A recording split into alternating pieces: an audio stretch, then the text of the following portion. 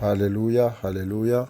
Nongeye gushima Imana kubw'uyu mwanya mbonye kugira ngo tuganire nanone ku ijambo ry'Imana, ijambo ry'agakiza. Turasoma mu Baroma igice cya 10 umurongo wa 9. Avuga ngo niwatuza akanwa kawe yuko Yesu ari umwami, ukizera mu mutima wawe yuko Imana yamuzuye, uzakizwa.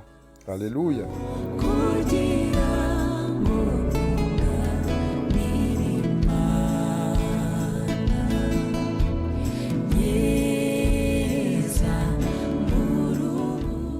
Uku rero niko guhamya, ni ukwatura ukuri ko Yesu ari Uwiteka bivuye mu bwenge n'ubushake, ko taheranywe n'urupfu. Ubwenge n'ubushake bwawe ubyatura wowe ubwawe, ubyemera, ukavuga ukuri guhamye, ukavuga ibyiringiro shingiro by'inyigisho z'intumwa ko Yesu Kristo ari muzima, kandi uko kuri ko ariko kuduhesha agakiza no mu bihe bizaduhesha n'agakiza no mu bihe bya nyuma.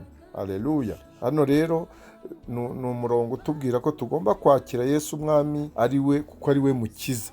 Tugomba kumwakira nk'umukiza gusa, nk'uko abenshi bakunze kumwakira nk'umukiza gusa, ariko ntibamwakire nk'umwami ubagenga buri munsi mu bintu byose. Iyi ni incamake y'inkuru nziza. Inkuru nziza kandi ni inkuru iduhumuriza yuko twabonye umukiza. Kuko icya mbere tugomba kumenya ni uko tugwemera kwemera ukuri yuko Kristo Yesu yigize umuntu, akavukira i Betelehemu. Turabisoma, akavukira mu kiraro cy'inka, ko ari we mwami rero w'icyubahiro, ko tubibona mu isezerano rishya, ko ari umwami uri mu ijuru kandi umwami uhoraho, nk'uko tubibona mu isezerano rya kera. Icya kabiri tubonamo ni uko tugomba kwemera ukuri ko yazutse, n'ibindi bijyanye no kuzuka, ko yazutse akaniyerekana, akereka abigishwa be, akabahumuriza, akongera kubasubizamo imbaraga. Tukemera ko Imana yamuzuye, kandi ko Yesu yarangije umurimo wamuzanye ku isi ari wo gucungura umuntu. Imana rero ko yishimiye icyo gitambo, noneho ikazura Yesu Kristo waje kutwitangira nk'igitambo, yitangiye abantu.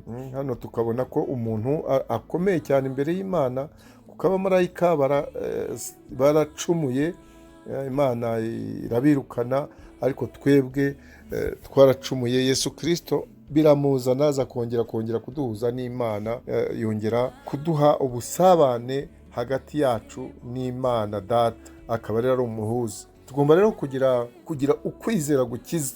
Uko kwizera gukiza ni ukwemera igikorwa Yesu nyine yakoze, ukakigira icyawe bwite, na Yesu kandi akaba uwawe bwite, atari uwo wumvanye abandi. Ubwo umuntu akaba yakwibaza rero ngo Yesu umwemera cyangwa umwizera ku kihe kigero? Umwizera ku kihe kigero? Icyo kigero umwizeraho ni nacyo kigero cy'urukundo umufitiye, ni nacyo kigero cy'imbaraga zigukoreramo. Ibintu bitatu.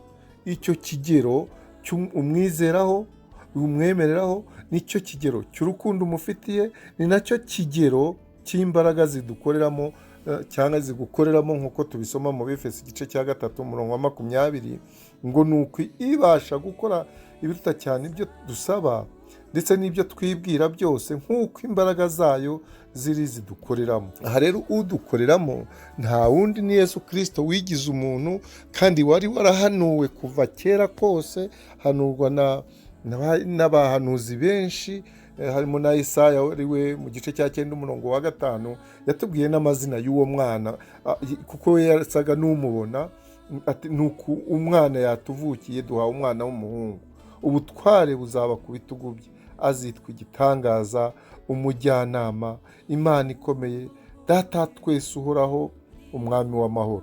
Uwo ni Yesu yatubwiraga, kandi imyaka 700 irenga na 30 mbere y'uko Yesu avuka.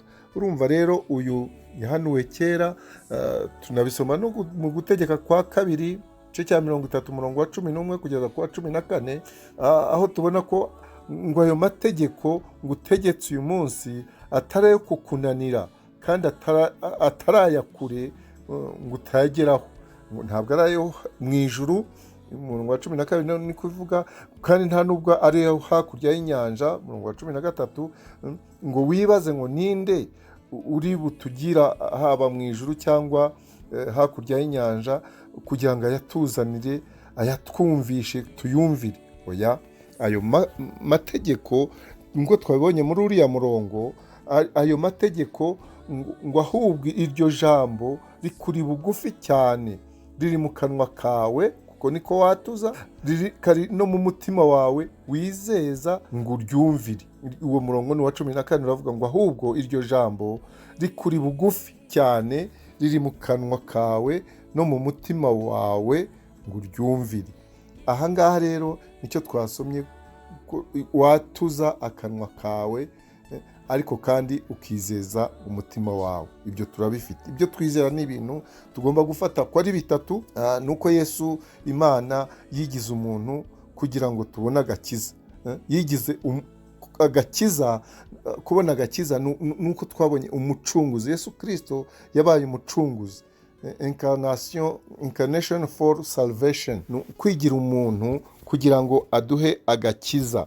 Icya kabiri ni resurrection, ni ukuzuka kwa Kristo. Icya gatatu rero ni salvation, ni agakiza cyangwa gucungurwa kaba kari imbere yacu. Uwo azatuzaho rero kandi azasanga Yesu Kristo azatuzaho, araza kandi akadusanga aho tuzaba turi hose. Nicyo yavuze muri Yohana igice cya 10 hahandi avuga ati mu gice cya 10 ati mfite n'izindi ntama zitari muri uru rugo, ati zikwiye kuza zikagira umushumba umwe, zikagira umwungeri umwe. Icyo tugomba gukora rero twebwe, tugomba kwemera kandi tukakira iyo mpano y'agakiza. Haleluya! Ntabwo ari ibintu bigoye nk'uko bamwe babyibwira, ntabwo ari ibintu bikomeye, kuko twizeza umutima wacu, wizeza umutima wawe.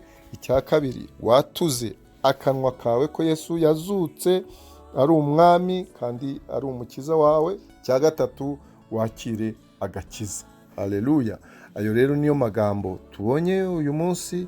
Tubonye ko tugomba twatuje akanwa, ngo niwatuza akanwa kawe ko Yesu ari umwami, ukizera mu mutima wawe yuko Imana yamuzuye, uzakizwa. Imana rero iduhe umugisha kandi duhe gukizwa neza, kuko hari ababivanga kugira ngo dushobore gukizwa nyine, kandi n'imbaraga zidukoreramo, urukundo idukoreramo, kwizera icyo kigero kibe ku rwego rwo hejuru, kugira ngo tubane n'umwami wacu neza, tumwizeye ku rwego rwo hejuru, tumukunda ku rwego rwo hejuru, kandi tumubona ko ari umwami wacu n'agakiza kacu, n'imbaraga zidukoreramo ziri mu rwego rwo hejuru.